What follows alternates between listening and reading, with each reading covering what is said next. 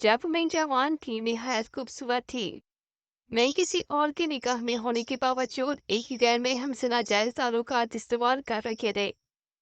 बहुत अच्छा तक मेरे इस गुनाह कबीरा पर पर्दा डाला था, मगर मैं 2-3 दफा के वक्फे के बाद फिर उससे गुनाह करती, यहाँ तक कि मैं उसकी मोहब्बत के नशे में पागल हो गई। जब कहता जो कहता उसके कहने पर मैं कर गई। एक दिन मेरी देवरानी ने मुझे गैर मर्द के साथ हायत गैर में देख लिया। मुझे इस बात का खौफ नहीं लगा कि कहीं वो ये राज अफशा न कर दे, इसलिए मैंने अपनी देवरानी से जान छुड़वाने का मंसूबा बना लिया। मेरा देवर जो कि मस्कत ओमान भी काम करता था, जब वो घर वापस छुट्टी पर आया तो मैंने उसको बताया कि उसकी बीवी किरदार की अच्छी नहीं है, और साथ मैंने उसकी गैर मेहर मर्द के जरिए 2 और मर्द तैयार कर लिए, जिन्होंने मेरे देवरानी के खिलाफ गवाही दी। इतने लोगों से तस्दीक के बाद मेरे देवर के दिल में जो शक का बीज था, तो मेरे देवर का वो शक यकीन में बदल दिया। उसने अपनी बीवी का पेटना शुरू कर दिया, यहाँ तक कि उसकी बीवी ने कसम तक दी, मगर उसने यकीन न किया। जब वो मार मार कर थक दिया तो उसने लोहे की छुरी गर्म करके बीवी का जिस्म जलाना शुरू कर दिया।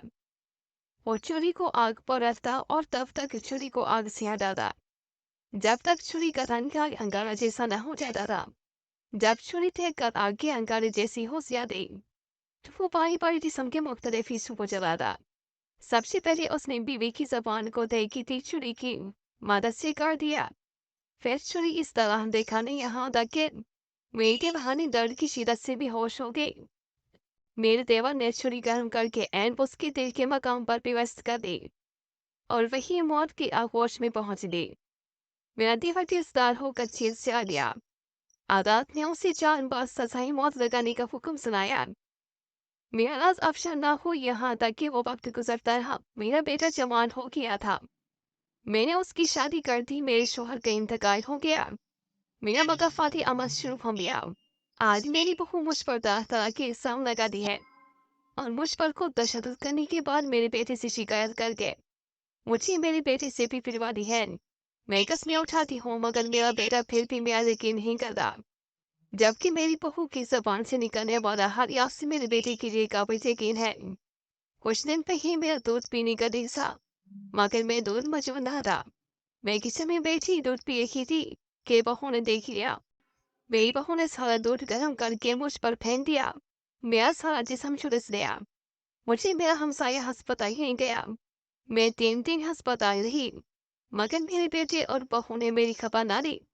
जब मैं अस्पताल से फारिग हुई, मेरे हमसाये ने मुझे अपने घर रखा, यहाँ तक कि मैं सेहतयाब हो गई।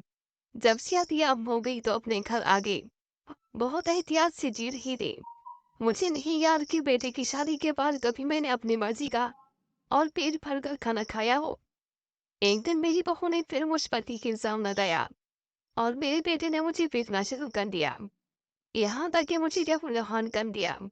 मेरे हमसाये को पता लगा कि मेरे बेटे ने फिर मुझे मारा है, तो मुझे उठाकर अस्पताल ले गया, और मैं मकाफाते अमल की चक्की से गुजरने लगी।